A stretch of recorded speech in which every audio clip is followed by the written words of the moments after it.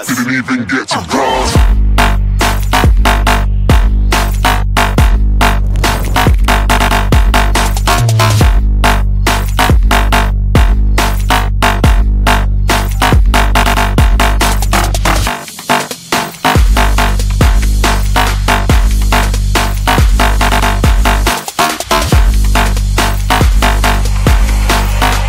I said I'm moving too far. Get to class.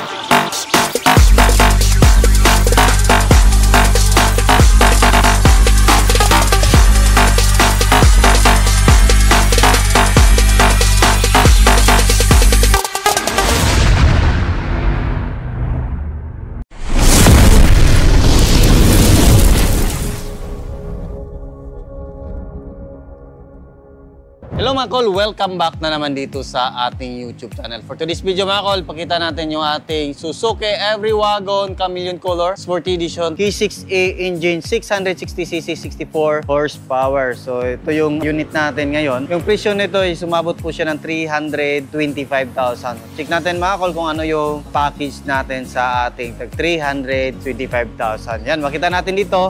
Naka 3-layer headlights po ito mga kol. Yan, ito yung ating high beam, blue beam, signal light at saka yung ating park lights. Sporty Edition, ito po yung grills ng ating Sporty Edition. So butas-butas po yung gitna. Yan, so meron tayong Suzuki emblem dito. Yan, makita din natin dito, meron siyang fog lamp. Original po yan sa mga DE64W na mga power stand. Yan, so meron din tayong body kit dito. Complete LTO registered, direct na po sa ating buyer. So yan, no? So yung unit natin is high roof. Yan, makita natin mataas po yung dito niya. Sa mga low roof is hanggang dito lang po. Ayan, makita natin is fully tinted po yung unit natin. Auto fold yung ating side mirror. Yan, meron tayong fender light dito. Ito yung fender light natin. Then naka 13 inches Japan original mag wheels with size na gulong is 165 by 65 R13. Ayan, brand new na po yan mga kol. Then fully undercoat po yung unit natin. Yun, no? So with body kit dito mga kol. Double power slide. So check natin yung ating power slide na unit. So yan, functional po yung kanyang remote sa power slide. Long press lang natin yan. Lalabas po yung ating auto step. Then sa kabilang side, long press lang natin yung ating remote. Goods, function din. Then long press natin yung remote natin. Then dito sa kabila. Yan. Then pag mag-close po ito mga kol, iskusa po yung papasok yung ating auto step. Ayan, no? So sa gitna natin is kinulayan natin ng black para mabukhang buong salamin. So chameleon color, multicolor. So makita natin dito iba-ibang kulay yung makikita natin bawat anggulo na ating unit. Ayan, no? So napakaangas ng kanyang kulay. So tingnan natin dito sa likuran. Yan. So dito makita natin kinulayan natin ng red yung ating brake drum. Coil spring, yan, fully undercoat din. Coil spring po yung likuran natin ng ating unit. Ayan. So dito naman makita natin yung original spoiler ng ating unit. So yung lahat ng DE64W is ganito na po yung ating backlash buo na po yan mga kol. Taillight ng mga DE64W nakatayo na po yan mga kol. So yan, ito yung ating park light at saka yung ating brake light. Dito naman yung ating reverse light. Then dito yung ating signal light. Ayan. So meron siyang turbo na sticker. So original po yan. Then dito makita natin meron siyang chrome dito. Original po yan sa mga DE64W. Then makita natin dito meron siyang chrome sa ating handle. Original po yan. Then dito meron tayong Suzuki. Ayan, makita natin dito. Kompleto siya sa wiper. Third light. Meron tayong sticker sa ating channel. Ayan. Dito rin makita natin meron siyang body kit. Ayan. So lahat ng mga loaded na DE64W is meron po siyang body kit dito. Ayan, nilagyan din natin ng plate holder yung ating plaka mga kol para hindi siya. Ayan din. Dito makita natin naka-fully undercoat po yan mga. So check natin dito sa loob. Yan, dito naman sa loob mga kol. Dito brand new na po yung ating mating. Nandyan pa rin yung original. Then nilagyan natin ng brand new para mas mabilis po linisan. Yan dito, plastic. Back to original po yung kulay. Lahat ng DE64W is naka-plastic na po yung gilid natin. Then yung ceiling natin is balik original based sa request ng ating customer. Medyo nahirapan lang kami maghanap ng ceiling na goods kasi kadalasan ceiling is may mga tama. Ayan. So captain seat na din. Yan, makita natin, meron siyang headrest, armrest. So, pakita natin kung gaano kalawak yung minivan natin pag nakatupi yung ating mga puwan sa gitna. Ayan, fold natin yung ating upuan dito mga col. Makita natin kung gaano ka-spacious yung mga minivan natin. Ayan. Para makita din sa mga bagong viewers natin kung gaano kasulit yung mga minivan. So ayan, yan po yung minivan natin. Pag nakaupo tayo dito, ayan. So pwede natin sandigan yung likuran. Ayan, no? So yan yung mga pakita natin kung ano yung mga pwede magagawa sa ating minivan. Yan o, pwede natin higaan dito. So kasya po yung dalawang tao, maglatag lang tayo ng kumot dito, pwede na natin gawing camper van. So isa din sa pwede natin magawa sa camper van natin or minivan, is pwede natin to i-fold. Kita natin doon sa gilid, yan, pwede natin yung tanggalin. Tapos, ayan. So yan, pwede natin yan higaan. Yun o, so pwede na maging una, no? Depende din sa kung saan kayo komportable. Yan sa kabila is hindi na natin ma-fold. Then meron ding isang technique para hindi may instant foam na kayo. Pakita natin. So ito yung mga ginagawa sa iba. Yan. Tapos pakita natin. Tanggalin lang natin yung mga headrest sa unahan na upuan. Pakita natin. Ito yung mga technique. So usong lang natin kunti dito. Then yan. Forward natin. Yan. So ganun din yung gagawin natin sa kabila. Ito. Ayan, balik natin yung higa natin. Tanggalin natin yung headrest. Then, ito, applicable po ito sa lahat ng captain seat na upuan. Ayan. Yun. So, pakita natin. You know. Pwede na tayo upo, dalawang tao dito. Or higa. Diba? Napakaganda. So, ganyan kasulit yung mga minivan. So, may instant na tayo, higaan or foam dito. Ayun, sarap. Then pwede din natin yan kung saan tayo komportable. Angat konti. Diba? So ganyan kasulit yung mga minivan natin mga kapag. So marami tayong pwede magagawa. Then yung lahat ng gamit, lagay natin sa ilalim. Pakita natin. Ayan. Meron pang space na lagayan dyan. So balik natin. Ganun lang. Then, balik natin yung mga headrest. Ito sa harapan mga kol, yan po yung kagandahan. Kasi pwede natin yan i-attract. Pwede din natin yan i-move forward yung ating upuan kung saan po tayo komportable. Yung kagandahan din sa mga D64W is pwede natin i-adjust. Ayan, kung saan tayo komportable.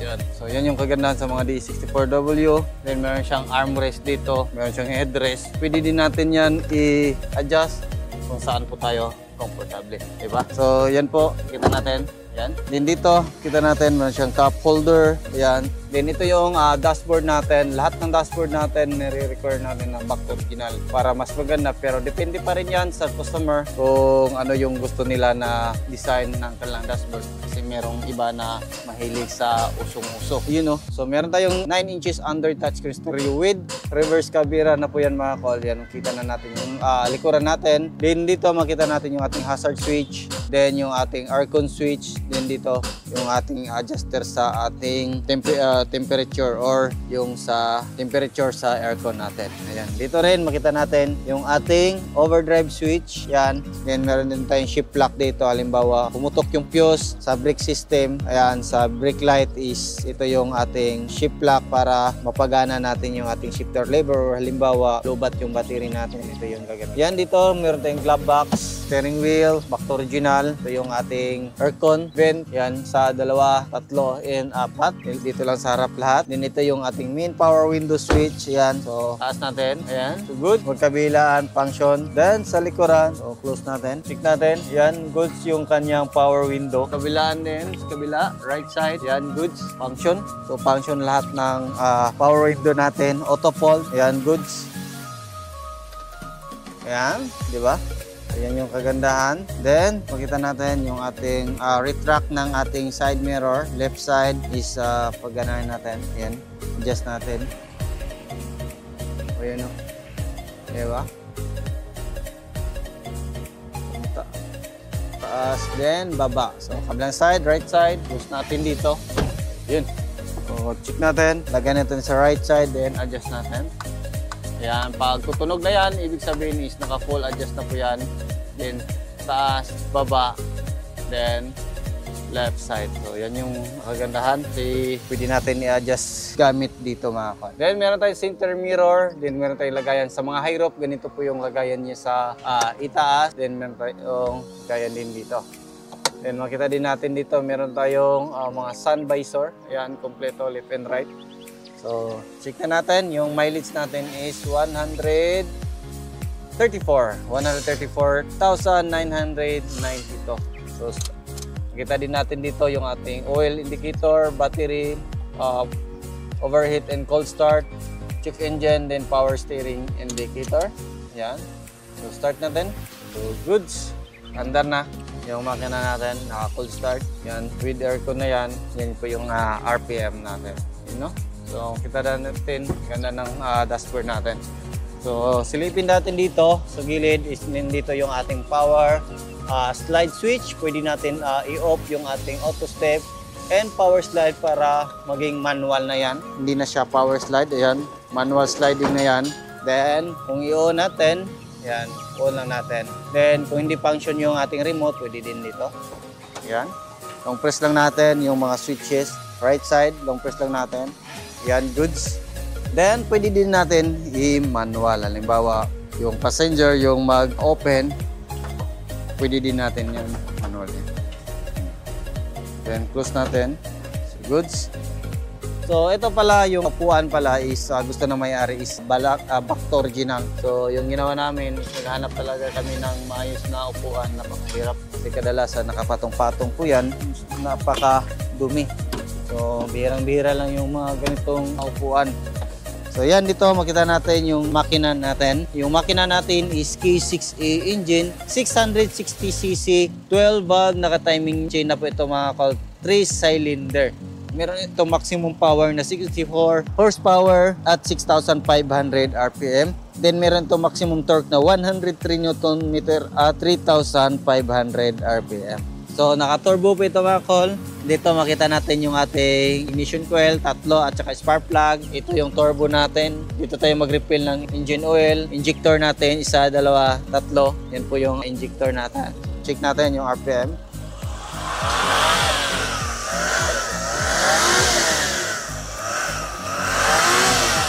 Goods, ganda ng andar ng makina.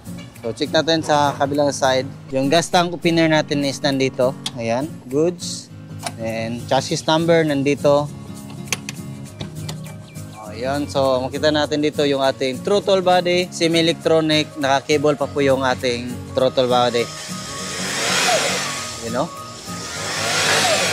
Ganda ng andar na alternator, air compressor, bago na po yung aircon belt at saka yung ating tensioner bearing at saka yung ating tensioner belt. Yan, dito tayo mag-check ng engine oil. Yan, bagong change oil po yan. Lahat ng unit natin is bagong change oil. ETF, yan, bagong oil na din. Yung ating ETF, so, yan yung ano natin. Lahat ng unit natin is naka heavy PMS. Ayan, nakita natin dito yung ating main fuse box, air filter housing din yung ating ECU or yung ating computer box ng ating sasakyan. Makita natin yung ating hood opener. Check natin yung hood natin. So, ang ganda ng kulay ng mga chameleon color mga call. Ito din yung mga kulay na medyo may kamahalan. Ayan. So, balik natin dito. So, makita natin dito yung ating relay. Ito yung relay ng ating blue beam. Left and right po yan, dalawa. A and B. Then, ito naman yung ating brake fluid reservoir. Then, yung ating coolant reservoir. Ayan. So, goods. Then, yung ating radiator cap. Then, yung ating windshield washer reservoir. So, yan po yung setup natin. Ito, lahat ng unit natin is naka-kulag. So, yun po yung setup natin sa tag 325,000 all-in na po yan mga call. So, complete LTO registered, chameleon color, all-wheel drive po itong unit na ito mga call. All-wheel drive, sport edition, high roof, special yung color niya is naka-chameleon color. So, yan lang po yung ating vlog for today. Maraming salamat po sa iyong patuloy na pagsubaybay. Sa bago lang sa ating channel, don't forget to like, share, and subscribe. Then click na rin yung ating notification bell para updated kayo sa ating mga next video uploads kayo. Ingat po mga call and bye-bye. God bless po sa ating lahat.